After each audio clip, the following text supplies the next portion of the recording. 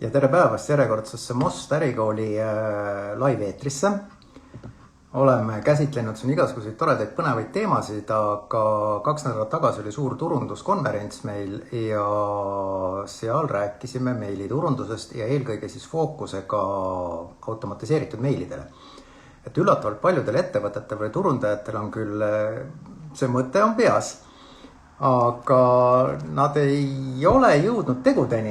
Et see selgus ka konverentsil, et kui paluti käsi tõsta, siis tõusis käsi küll, aga teostajateni vähesed jõuavad, eks.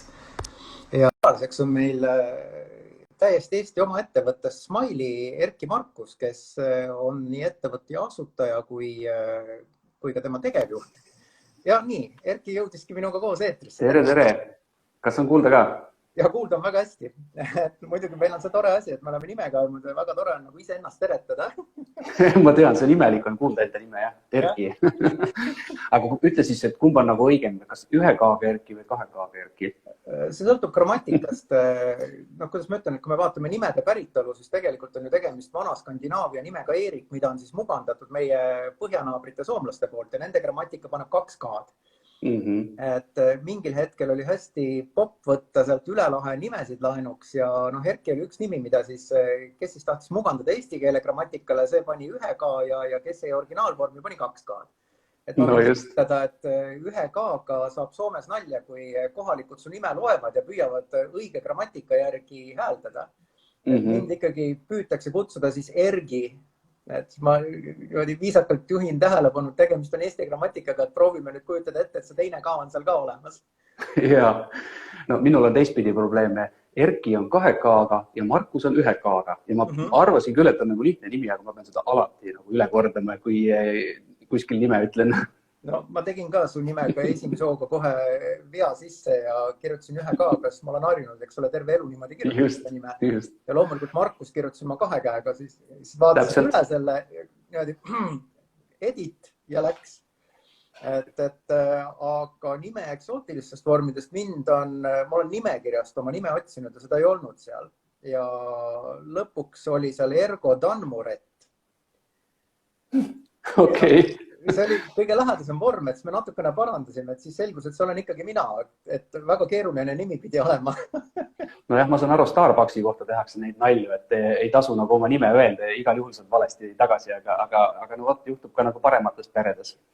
Absoluutselt. Ma jõudsin natukene sisse juhatada. Nüüd meil on kogunenud ka vaatajaid, et tänase päeva teema on e-mailid ja eriti, mis puudutab e-mailide automatiseerimist, et paljud tahavad, aga vähesed jõuavad selleni, aga need, kes on jõudnud, nendel justkui nagu tulemused tulevad. Ja ma niimoodi paari sõnaga tutvustasin sind ka, et Smiley asutaja ja tänane tegevjuht, et kui sa tahad midagi enda kohta veel öelda, siis praegu on see koht ja siis saame juba minna teemasse sisse. Jaa, okei. Ma kõigepealt paari sõnaga tänan kutsumast. Ma käisin, oli see vist eelmine või juba üle-eelmine nädal? Üle-eelmine nädal, kui meil oli turunduskonverents. Et esimesed kiitujad kuulsid sellest ka juba. Okei, et ausalt öeldes ma ise väga palju üritustel ei käi, pigem vaatan neid online-üritusi internetist, sest et see valdkond on, nagu meiliturundus võib tunduda nagu selline lihtne asi, mis see e-kirja saatmine ära ei ole. Aga nagu minu mätta otsast me ikkagi teeme nagu suhteliselt eesti keeles ei ole head vastet, bleeding edge asju, üks-ühele sihtimisi ja väga nagu peeneid igasuguseid integreerimisi ja automatiseerimisi, et siis Eestis selles osas eriti nagu üritusi ei ole, aga väga suureks üllatuseks oli turunduskonverentsil ikkagi nagu tõsiselt põnevaid ja praktilisi ettekandeid minule ka, et ma pean hakkama ringi mõtlema seda Eesti üritustel käimise plaani, et huviga ootan juba järelvaatamise linki, ausalt öeldes. Ka mina. Aga paari sõnaga siis minust, mina olen tegelikult selles valdkonnas olnud juba 2006. aastast ehk siis 15 aastat sai see aasta. Alustasime põlve otsas, paarile kliendile saatsime kunagi natukene rämpsposti ka. Vanasti ju see nii käis, Kadaka turult osteti siiliplaadi peal kõikide Eesti elanike meiliaadressi, neil ei olnud siis nii palju kui praegu, aga selle töö käigus on väga palju õpitud ja nüüd on vahepeal tulnud ka isikuandmete kaitse seadus. ja noh, ütleme nii, et noh, et see nagu valdkond on ikka nagu nii kardinaalselt muutunud selle 15 aasta jooksul, et noh, et see, mis tehti siis, see on koolipoiste töö praegu. Et meie jah arendame sellist tarkvara nagu Smiley, me püüame Eestist välja laieneda ja täitsa tublisti läheb sellega, aga täna ikkagi koduturg on veel siin, meil on circa 85% turuosa, Smiley tarkvara kasutatakse siis Eestis nii palju, praktiliselt kõik suured ja väiksemad ja jae- ja e-kommertskaubandused ja tegelikult aitame ka kaasa mõelda, et see on nagu meil siin Eestis nagu selles mõttes nagu teinud selle elu nagu lihtsamaks, et noh, et ikkagi kohalik keel, inimesed tunnevad teisi ja just see nagu kaasamõtlemine on nagu see, et noh, et ka igasuguste automatiseerimiste teemadel, millest me ka täna räägime, et noh, ikkagi, kui sa nagu näed, mida tehakse nii Eestis kui välismaal, noh, siis ikka natuke nagu oskad midagi öelda ka, et noh, et ära seda tee või tee seda just ja noh, automatiseerimistest rääkides küll me seda jõuame nüüd ka puudutada, et noh, et pigem on nagu see olukord nagu nutune natukene, et väga nagu veel ei tehta eriti midagi. Kuigi öeldakse, et noh, ütleme nagu IT-valdkonnas või on Eesti ikkagi nagu muu maailma mõistes üsna nagu eesrinnas, noh, arvestades meie neid ükssarvikuid ja muid asju, siis mujal maailmas per capita on nagu miljonäre ja neid ükssarvikuid vähem, siis noh, mingis mõttes ikkagi nagu mujal maailmas on neid nagu ägedaid tegijaid, kas või nagu meiliturunduse või automatiseerimise vallas jällegi ikkagi nagu rohkem, et mida seal tehakse, meil esiteks ei ole võib-olla nagu üldsegi nii palju inimesi, noh, et andmebaasid on oluliselt väiksemad, kelle peal siis nagu mängida ja katsetada. Ja noh, teiseks on see, et ettevõtted on ka väiksed, et noh, et kui mina olen ettevõtte tegevjuht Eestis keskmise või väikse suurusega ettevõttes, siis ma tõenäoliselt olen ka samal aegselt raamatupidaja, pean ka projekte juhtima, võib-olla koristan nädalavahetuseti, noh ja siis mul on aega küll mõelda nende automatiseerimiste peale või no tegelikult seda kohta ma saan hästi öelda jälle, et Mosti koolitused, mis puudutab nüüd digiturunduse juhtimist, lähevad täpselt sellesse auku, et väike ja keskmine ettevõte, noh, selle juht võiks selle kursuse läbi teha vabalt. Et siis ta jõuab palju kaugemale kui see, et ta vahest boostib mõnda posti kuskil sotsmeedias ja vahest arva võib-olla kirjutab mõne kirja ka mõnele kliendile, aga et see tegevus ei ole süsteemne ja võib-olla ei oska ka, noh, et kogu see, mis puudutab turunduse köögipoolt, et kuidas analüüsid teha ja et seda poolt me kõik õpetame, et sellest hakkab tegelikult turundus pihta, eks ole, ja süsteemsusest, et me teame kõik, et sotsmeedia skriptid ei armasta midagi muud rohkem kui seda, et tegevus oleks regulaarne. Et olgu see siis kas või üks kord nädalas, aga et jumala eest, et see postitus tuleks, et ei jääks auke, et regulaarsus ei läheks nagu irregulaarsuseks, et üks päev tuleb ja teine päev ei tule ja siis on mingi nädal puhkust vahel. Aga kui me lähme tänase nagu live või vestluse teema juurde, et siis automatiseeritud meilid, noh, nii nagu nimi ütleb, et nad on automaatsed, eks. Aga miks ja millal peaks üldse seda meetodit eelistama või miks sihuke vana hea, et ise kirjutan ja saadan uudiskirju tüüpi tegevus, et miks sellest ei piisa? No võib-olla mingis valdkonnas piisab, jah. Tegelikult kõikide nende teemade puhul, millest me nüüd ka täna räägime, on, noh, alati ma saan öelda, et noh, et oleneb. Iga ettevõte on natukene erinev, kõik ettevõtteid võib-olla ei saagi automatiseerida, aga noh, automatiseerimine nagu nimetusena ju ise ütlebki seda, et mingi asi on tehtud kuskil robotite poolt minu eest, mida ma ei pea enam kunagi käsitsi tegema, et noh, et see võib tunduda nagu natukene keeruline, eriti kui ma login kuskile tarkvarasse sisse, isegi Smiley'sse, siis vaatan, et jah, seal on olemas küll mingid automaatikat, vajutan nuppu ka ja siis noh, mul avaneb mingisugune kasutajaliides, kus ma pean mõtlema, et mida siis nüüd nagu siin tegema hakata. Eriti kui ma nagu, noh, just sain selgeks selle, kuidas kirjapõhja kokku lohistada ja nüüd hakkan mingisugust uut asja jälle selgeks õppima, et see võib tunduda alguses keeruline, aga noh, kui sa küsid, et mis sellest nagu tolku on, siis see vähendab ju minu tööd. Kui ma ühe korra selle nagu efforti ära teen, siis järgmised korrad käib kõik see nagu taustal mul automaatselt 24/7, samal ajal kui minul on jalad laua peal ja ma õlut joon ja reede õhtul jalgpalli vaatan televiisorist, et noh, see nagu selles mõttes tasub ennast kindlasti ära. Teine asi on see, et noh, see on nii-öelda nagu uudiskiri kui selline massposti mõttes hakkab, ma arvan, üha enam minetama oma nagu tähtsust. Et noh, et saadame kõikidele kõike, ega ta nagu väga enam eriti täna ka ei tööta ja mida aeg edasi, seda nagu kehvemini hakkab see tööle.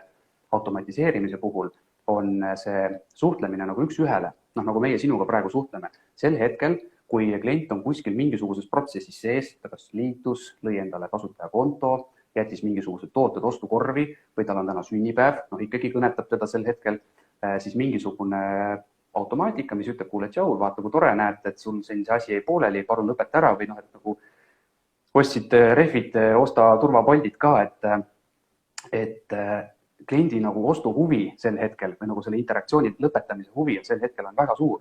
Kui mulle lihtsalt tuleb spämm-post kasti, juuli uudiskiri tuli, täna on oktoober juba, aga tuli juuli uudiskiri. Ma vaatan seda siis, kui mul on viitsimist võib-olla kunagi ja kui ma ära unustan selle, siis ma ei vaatagi seda mitte kunagi.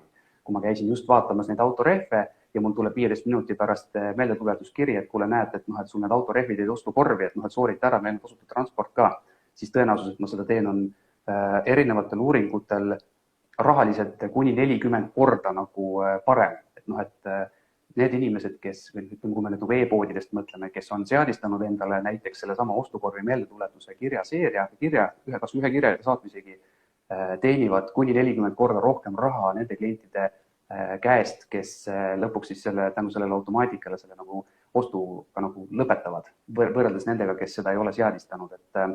Et jah, rahaliselt tasub see ennast kindlasti ära, ajaliselt tasub kindlasti ära ja kliendid on ilmselt ka happymad, et näed, need peeti meeles. No tegelikult see on isegi see, kui konto lood ja saad selle vastuskirja, eks ole, et sinu konto on loodud, see annab nagu kindlustunde või see, et kui sa oled raha üle kandnud ja sulle popsab, eks ole, automaatne kiri, et jah, et saime su tellimise kätte, et hakkame pakkima või midagi sellist, et sa näed, et protsess on alanud, eks. Sa ju tegelikult ootad. Nagu kindlustunde, et asjad ei ole läinud musta auku ja nüüd jääb ainult üle oodata, kas läks õnneks või ei läinud.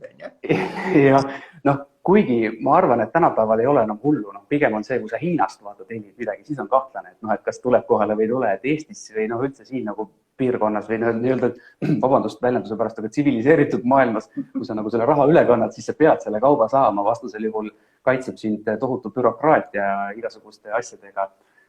Aga tore on ikkagi näha, et kui ma tellisin selle asja ära, et näed, me saime selle kätte, kui see kiri tuleb suhteliselt nagu kiiresti ka, meil on juba pakitud ja nüüd me panime juba teele, seda on nagu ju hea lugeda, et kui see tuleb 5 päeva pärast, siis on pigem nagu kurb lugeda, et miks nii kaua aega läks. Ja võib-olla kaup on käes juba selleks ajaks, eks? Ja, just. Aga kui palju üldse Eesti ettevõtetest kasutab automatiseeritud e-mail, et oskad sa nagu öelda, et küllalt palju ju, neid tehakse sinu juures on ja et eks sul ikkagi mingisugune ülevaade on, et palju sul on neid kontosid, kus ei ole automatiseeringut küljes ja palju seal on neid, kellel on ja. Et selle saab mingisuguse võib-olla suhtarvu öelda, et väga vähe. Meil on natukene selles mõttes kehv seis, et kuna meil on nii palju erinevaid kliendisegmente, siis mingis segmendis ei olegi üldse automatiseerimisi eriti võimalik teha, kui sa oled toitlustus või pakud näiteks mingeid teenuseid, aga nendest, kes saaksid seda teha, teevad väga vähesed, üllatavalt vähesed. Kui ma vanasti käisin, kusjuures turunduskonverents oli üle pika aja nüüd nagu esimene live-üritus jälle, kus oli nagu huvitav näha ka nagu teisel pool inimesi. Vanasti ma küsisin sellistel üritustel, et kui paljud teist on nagu seadistanud endale e-poele selle poolelinud ostukorvi automaatika näiteks, mis on tänapäeval nagu elementaarne hügieen juba, siis vanasti tõstis selline circa kolmandik, kui sedagi käsi nendel, kellel oli e-pood. Ja tänapäeval on see selline võib-olla poole peale läinud juba, aga see on nagu kõige lihtsam asi, mida teha. Igasugused muud need tagasikutsumised ja sünnipäevad või mingisuguste tähtpäevade nagu teavitused, et see on nagu juba, need on nagu natukene juba järgmised sammud, mis ei ole nagu nii võib-olla hea tulemuslikkusega, nii palju raha ei too tagasi, aga neid tehakse nagu siis veel vähem. Aga jah, selles osas kindlasti võiks või tuleks nagu seda turgu võib-olla nagu natukene harida rohkem, et jah, tehke, see on lihtne ja see nagu on kasulik. Võib-olla äkki keegi, kes vaatab seda laivi järgi, siis teeb pärast ära. Sealt tuleb kohe üks küsimus, eks ole, et kuna sa oled Eesti ettevõte, siis sul on ju tegelikult olemas ka eestikeelne klienditugi. Et me teame kõik seda seisu, et mõned asjad lükkuvad edasi sellepärast, et kui sa teed selle lahti, siis on ekraan on täis võõraid asju. Sul on tunne, et mul on praegu nii palju olulisemaid asju teha, et sa tegelikult lükkad seda ülesannet edasi, kuigi sa kuskil tead, et see on prioriteet number 1, aga sa leiad need prioriteedid, mis on veel rohkem number 1, eks, et kuidagi lükata, et järgmisse nädalasse ja järgmine kuu alustan ja muudku, aga ta liigub, eks. Et kas su klienditeenindus on valmis inimesi nagu step by step käe kõrval sellest läbi ka vedama? Muidugi. See on nagu üks suur asi, mida vaatavad ka need, kes tulevad üllatusega, et oi, suur aitäh, et aitasite mul selle nagu ära teha, või kas või nagu lihtsalt nii-öelda väikse demo käigus nagu näidata, kuidas see käib, et tõesti see ei olgi keeruline, et ikka loomulikult aitame. ja noh, tegelikult meil on endal on ka YouTube'i kanal, kus meil on näiteks täiesti olemas automatiseerimise teemaline 1,5-tunnine webinar, kus on ka erinevad näited toodud nagu ekraani peal, kuidas neid nagu üles ehitada, et noh, kellel on nagu aega ja viitsimist, siis seda materjali on olemas eesti keeles tegelikult päris palju, ka nagu niisama. Aga mis see peamine eesmärk võiks olla? Noh, sa ütlesid, et umbes 40-kordne ostude lõpetamise tõuseks. Et aga on seal veel mingid eesmärke, et ma ei kujuta ette, noh, et tõenäoliselt on nendel kirjadel küllaltki nagu suur avamine, eks. Ja tõenäoliselt on neil väga väike nagu unsubscribe, et kui keegi ütleb, sulle panin su kauba teele, et siis selle peale vihastada on jube raske ja ennast unsubscribe, eks. No, aga on seal veel mingisuguseid asju, et kas näiteks, kes niisugust automatiseerimist teeb, et kas tema uudiskirju koheldatakse ka näiteks kuidagi sõbralikumalt või on seal ka näha, et neid avatakse nagu keskmisest rohkem või? Kusjuures see on päris hea küsimus, kuna ütleme nii, et enamus kirju tänapäeval vähemalt meie piirkonnas jõuavad Gmaili ja teistesse suurtesse, et kuna teine suuruselt oli kunagi see hot.ee, nemad enam aktiivselt oma teenust ju ei paku, vanad aadressid on vist küll alles, aga neid jääb järjest vähemaks, siis Gmail ja teised õpivad küll käitumise põhjal. Et kui ma ikkagi saadan üsna suures mahus välja neid nagu oodatud kirju, millel on väga suured avamisprotsendid, needsamad automaatikakirjad saavad vabalt 50-60% avamisi, et siis nagu justkui parandab ka nagu teiste kirjude kvaliteeti. Järelikult nagu see saatja on oodatud saatma oma kirju sellesse postkasti ja need lähevad tõenäolisemalt nagu võib-olla nähtavamale kohale, ma ei tea, kas inboxi just, aga kui on ikkagi uudiskiri, siis tavaliselt ta läheb pakkumist alla, mis on ka okei. Aga neid nagu loetakse aktiivsemalt, et ja kindlasti seda asja aitab ka kaasa. Aga mida veel, mina ütleks, et automaatikate nagu eesmärk on nagu pigem see, et rohkem isegi, et lihtsalt nagu suunata klienti rohkem enda äriga interakteeruma, et nagu ma ütlesin, vaata, üks on nagu ostukorvi meeldetuletuskiri, eks, aga teenusepakkujad saavad ju teha kas või selliseid automaatikaid, et kuule, näed, sa käisid juuksuris eelmine kuu, nüüd on see kuu uuesti aeg tulla taolisi või rehvivahetusi või õlivahetusi või mis iganes, mingid sügisaialehtede koristamist teenust, tegelikult kõike saaks ju nagu automatiseerida selle põhjal, et kui ma kunagi olen seda sinu käest tarbinud, järgmine kord ma lähen Google'isse otsima uuesti, kui mul seda vaja on. Mul ei olnud meeles, kus kohast ma selle tellisin või millal. Et aga kui see tuletab mulle ise aega-ajalt mingisugust perioodilisusele meelde neid tegevusi, siis põhiline eesmärk on ikkagi see, et saada nagu jätku businessit, et klienti läheks ära, et hoida ennast nagu meeles. Me oleme praegu rääkinud hästi palju sellisest, nagu kuidas ma ütlen, et müügist ja sellest, et kui tehing on juba tehtud, et siis see on kõige mõnusam baas, eks, et kellele sa ühe korra oled juba müünud, siis sinna teist korda müüa on palju lihtsam, on. Aga kirjade seeria ja automatiseerimisega saab ju veel palju asju teha, et mingid onboarding seeriad, et kui keegi registreerib sinu juurde konto, et siis võib-olla ei pea piirduma ainult sellega, et automaatselt tuleb popsti, et teada selle kohta, et registreerisid konto, aga et äkki sinna saab veel midagi juurde teha, võib-olla saab sellega näiteks upselli teha, eks ole, et kui sa meilt juba oled midagi ostnud, siis püsides relevantsuse piires püüad nagu sinna kõrvale veel kaupa müüa, eks ole, võib-olla mingi soojendavate kirjade seeria, eks ole, et mis on nagu selle onboardingu järel.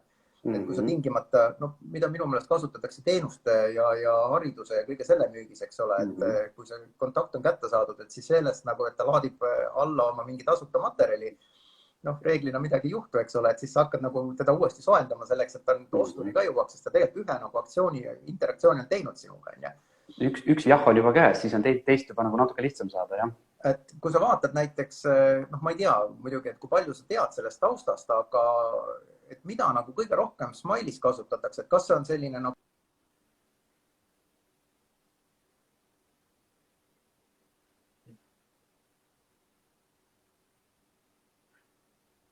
Vabandust, midagi juhtus. Ma ei kuulnud sind vahepeal.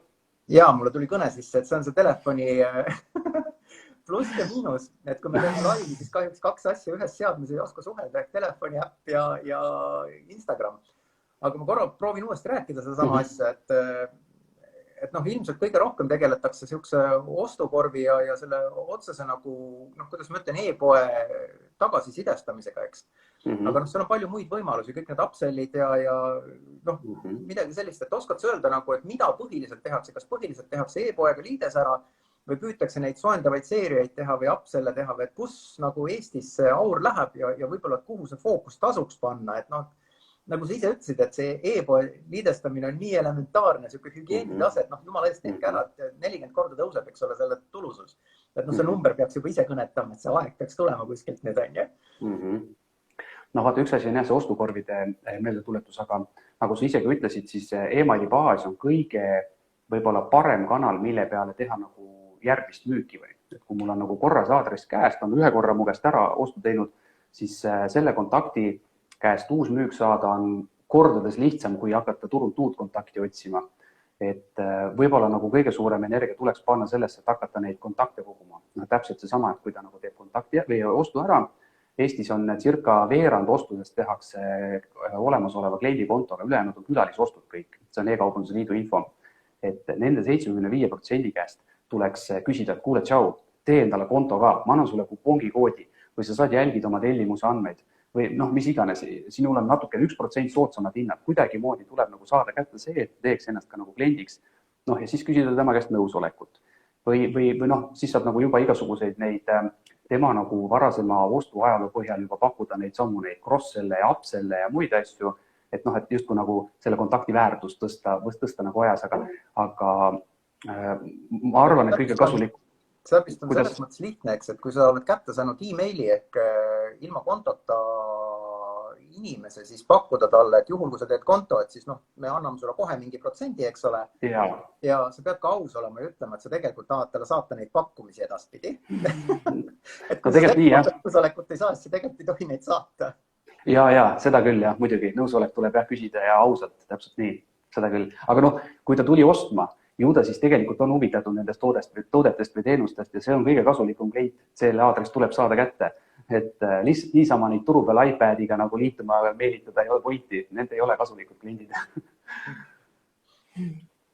Aga mis on see, noh, kuidas ma ütlen, et me oleme rääkinud paljudest asjadest, mida nagu tehakse, aga kas on midagi sellist, mis, noh, kuidas ma ütlen, et hea tahe on olemas ja midagi nagu automatiseeriti ära, aga kuskil jääb nagu protsess pooleli, et mida sa nagu ka oma äris näed, et mida tasuks juba võib-olla noh, teistel tähele panna nii-öelda stardisirgel, et okei, et ma pean tegema selle ja selle ära, aga et noh, kus tavaliselt tuleb nagu tõrge või? Tead, ma arvan, et see tõrge ongi see sama tihend seal tooli ja klaviatuuri vahel või ekraani vahel. Et noh, et see sama nagu inimene, kes seda ehitab, arvab, et see on liiga keeruline. Ja võib-olla mingitel juhtudel on ka keeruline, sellepärast, et need e-poe platvormid on erinevad, meilitarkvarad on erinevad, osadel on ühesugused liidestused, teisel on teistsugused. Need alati ei pruugi teha täpselt seda, mida sa tahad, sest ka kõik ärid on erinevad.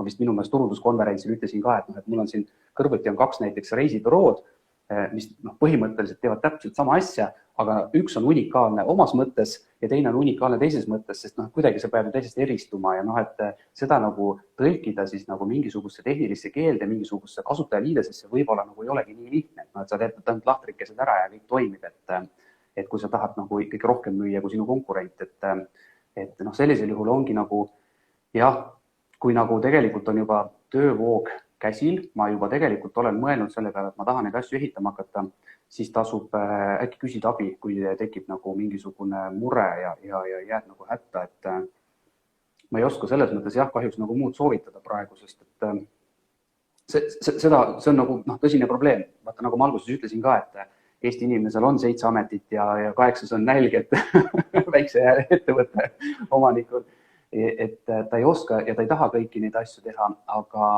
aga siis, kui ta hakkab neid tegema, siis jääb väga sageli lihtsalt pooleli, sellepärast tundub hirmus keeruline. Et siis võib-olla nagu see takeaway siit nagu oleks see, et ära nagu heida meelt, et proovi ikkagi nagu see lõpuni viia, sest et see tasub ennast kindlasti ära. Et nagu selle peale minu garantii, tätte topeltgarantii. Aga päris palju sellest tegevusest on seotud ikkagi ühel või teisel moel e-poega, eks ole, või majandustarkvaraga, et kui kerge või keeruline on teda nüüd siduda sinna otsa, nagu sa ütled, eks ole, et väike ettevõtja, et on 9 ametit, on ju. Üks nendest on IT-juht, on ju, ja tõenäoliselt mitte kõrgprofessionaalne. Et kui keeruline see liidestamine või sidestamine on, et kas on selline klikk, et lähen läbi SenseMaili, ütlen, et mul on WooCommerce, on ju, ja annan seal veel natukene mingeid andmeid ja juba klõpsti nad lähevad üksteise otsa või see on mingi tohutu IT-tehniline protsess? Jah, me oleme selles suunas teel. Me proovime nüüd 1. jaanuaril lansseerida enda tarkvara sees sellist asja nagu on äpid, kus siis põhimõtteliselt ongi täpselt nii, et sa ütled, et näed, mul on WooCommerce, paned sealt, WooCommerce'is kahjuks tuleb võtta see mingi API key, on ju, pestid selle sinna sisse ja siis sa saad automaatikas juba öelda, et tuli sisse tellimuskinnitus, saada talle selline kiri, tuli sisse abandoned card, saada talle teistsugune kiri. Et see on nagu see, kuhu suunas see peaks nagu liikuma. Me oleme oma klientide käest tagasiside põhjal siis nagu ehitamas seda tööriista täna siin samal hetkel, kui me räägime. Aga hetkel on jah, kahjuks nii, enamus tarkvaradega on nii, et sa pead kuidagi minema oma WooCommerce'i, paigaldama selle plugina, ja siis tekib see nagu sild nende kahe tarkvara vahel ja siis sa saad nagu seda asja teha. See on nagu see koht, kus tavaliselt jäädakse pooleli ja siis on kas siis abiks tuttav IT-mees või mingisugune agentuur, kes selle ära teeb, aitab ka seadistada kõik need kirjapõhjad ja automaatikatöövood. Ja siis see nagu töötab, aga kui seda abimeest ei ole, et siis selle taha võib natukene nagu jääda pidama küll, aga muidu tegelikult tänapäeval ei ole tarkvara, kust ei saaks andmeid kätte. Kui me räägime automatiseerimisest, me täna just tegelikult avaldasime ühe artikli sel teemal, mis räägib sellest, et automaatkirjad on ju tegelikult kõige personaalsemad kirjad üldse. See automaatkiri, mis mulle praegusel hetkel postkasti tuleb, teab, mida ma tahan sellel hetkel teha. Et ju mul nagu oli parajasti mingi protsess pooleli. Ja mida rohkem mul infot on, seda täpsem, et ma saan seda kirja sihtida. Kui sa rääkisid cross-sellist ja upsellist, ma ostsin tolmuimeja, kuule vaata, tegelikult siin on nagu väga hea pakkumine tolmukottidele ka. Ma saan selle info kätte siis kas sellest samast WooCommerce'ist, Magentost või oma Directost või Erplist. Kõik need liidesed on olemas, need andmed saab kätte, et seda probleemi, et mingi asja taha kuskile tehnilise linnukese taha jääb asi pidama, seda probleemi kindlasti tänapäevaste tarkvaradega mitte ühegiga ei ole. Väga lahe. Kas see on ka see koht, kus teie helpdesk oskaks aidata? Väga hea, see noogutusest juba piisab.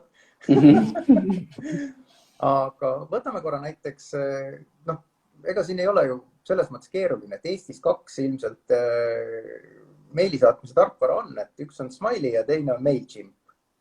Jah, nii-öelda. Mis on nagu sinu eelised? Kas peale eestikeelset klienditeenindus on seal veel midagi?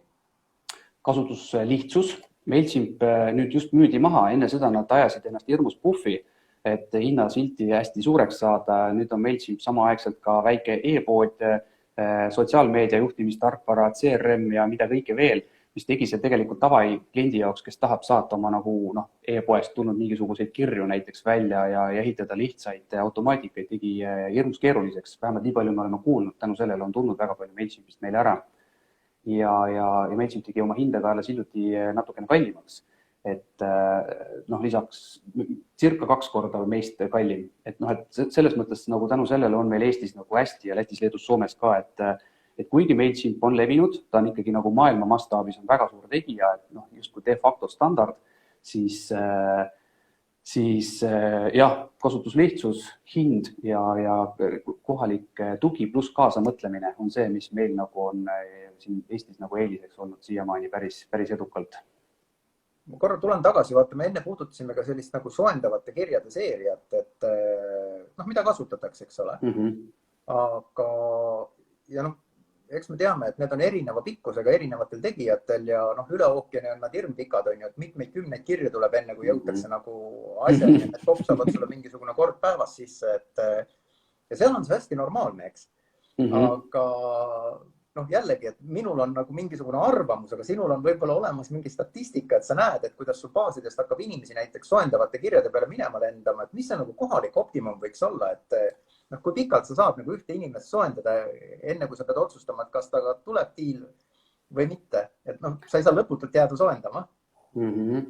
Vaata, sa räägid vist rohkem nagu sellistest nagu uudiskirjadest, eks? Midagi sellist, kui keegi tuleb, võtame niisugust klassikalist, et kliendibaasi laiendamine, eks, et keegi ei anna sulle selleks oma e-maili, et hullult tahan sult nüüd järgmiseks kohe saada mingit agressiivse müügipakkumise, on ju. et neid baase ju laiendatakse sellega, et antakse midagi tasuta, eks ole, et kas tasuta mingi juhis või noh, et kuidas asju paremini teha, et mingi läbi alla, et 9 lihtsat sammu, kuidas turundada efektiivsemalt sotsiaalmeedias, on ju. Et lae alla meie nagu PDF, on ju. Noh, selge hopsti, muidugi sul on vaja email anda selle jaoks, et see PDF alla saada, on ju.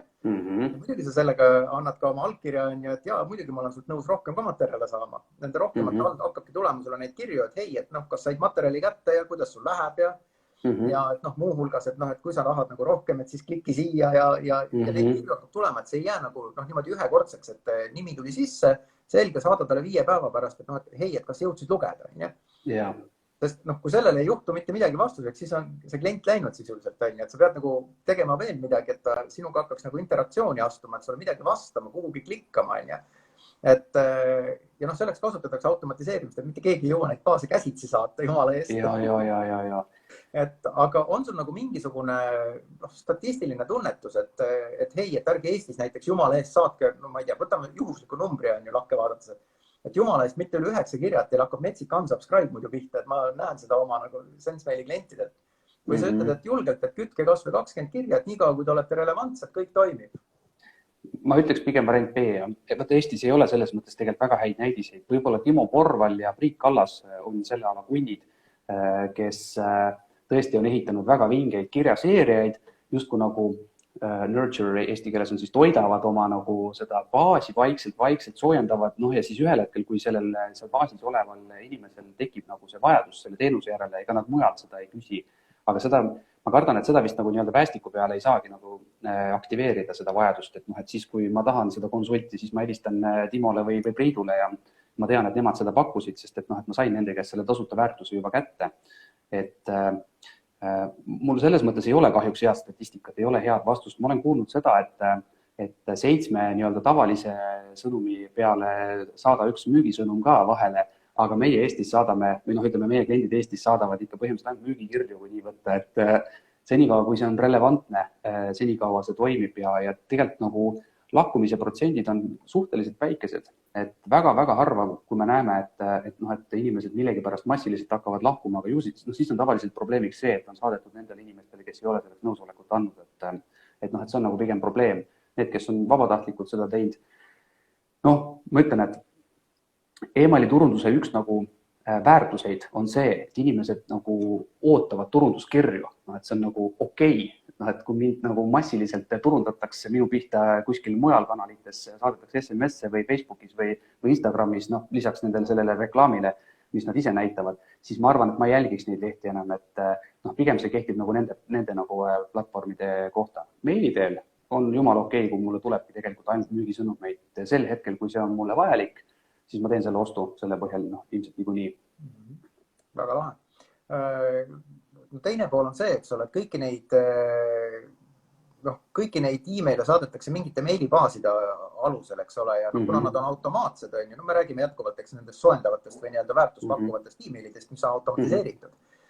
Aga kui tihti peaks nagu vaatama oma nende e-mailide statistikat üle, et üks asi on see, et sa kirjutad mingi seeria valmis ja siis sa teed juba järgmise ja muudkui järgmise ja muudkui aga küpsetad seda andmebaasi, eks ole, kasutades ära. Aga et on seal ka mingisugune reegel või tähelepanek, et mingi aja tagant tasuks oma baas üle vaadata või tasuks vaadata nende kirjade statistika üle, et ega me ju tegelikult päriselt, kui sa kirjutad mingi 10-kirjalise seeria, ega sa päriselt ei mäleta, mis sul seal teises kirjas täpselt kirjas oli.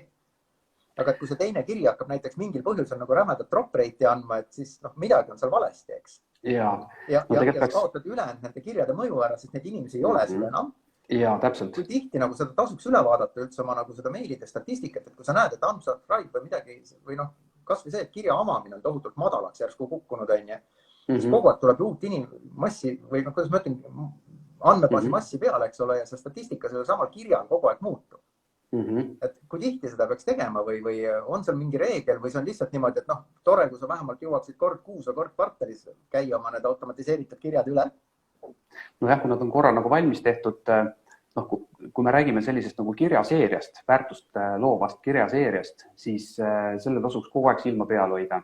Kas või põgusalt. Tegelikult meie soovitus on see, et kõiki kirju, nii uudiskirju kui ka automaatkirju tasub üldsegi pidevalt AB testida.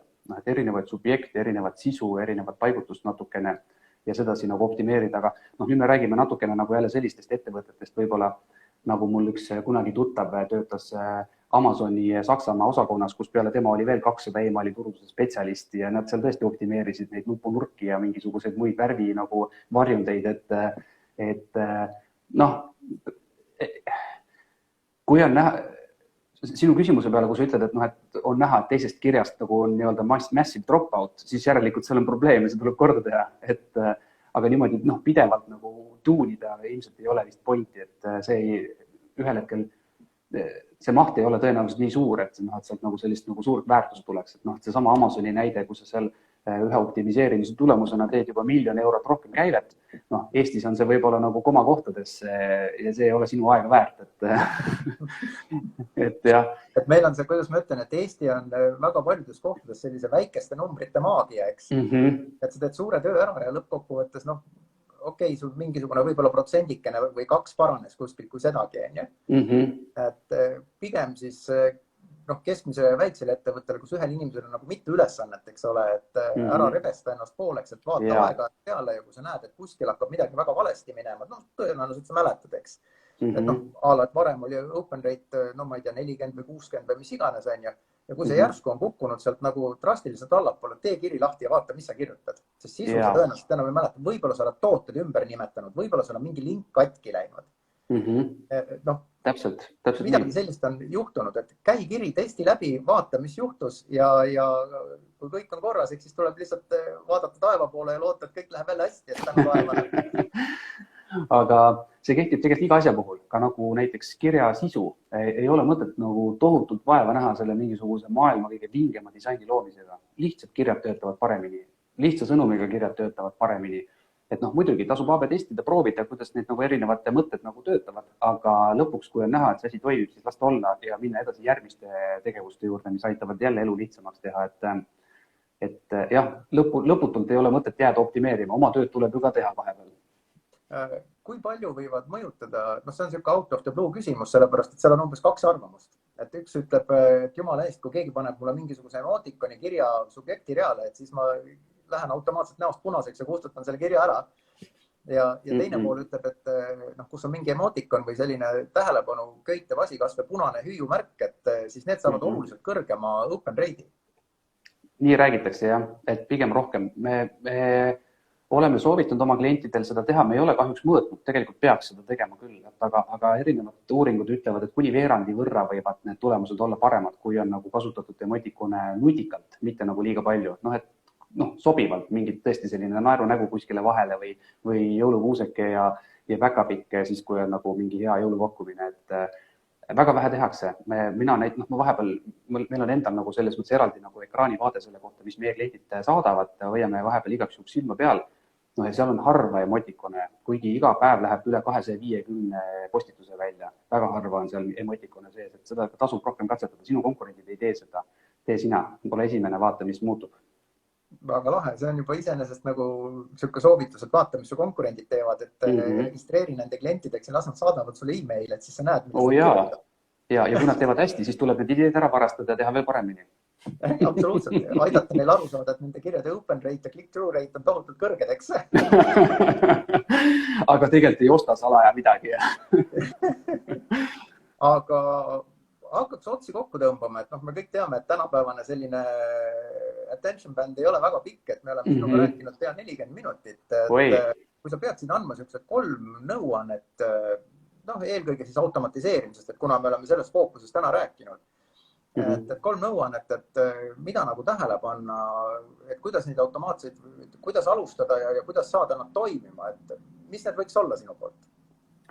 No automaatika puhul on siis see, mis me alguses ka ütlesime, et mitte nagu kas neid tasub teha, vaid on küsimus nagu millal, et nagu ASAP ehk siis as soon as possible. Kui on võimalik sinu äris midagi automatiseerida, siis proovi see ära teha. See, nagu me ütlesime, hoiab kokku tööaega, parandab kliendi suhtlust ja toob sisse tõenäoliselt ka rohkem raha.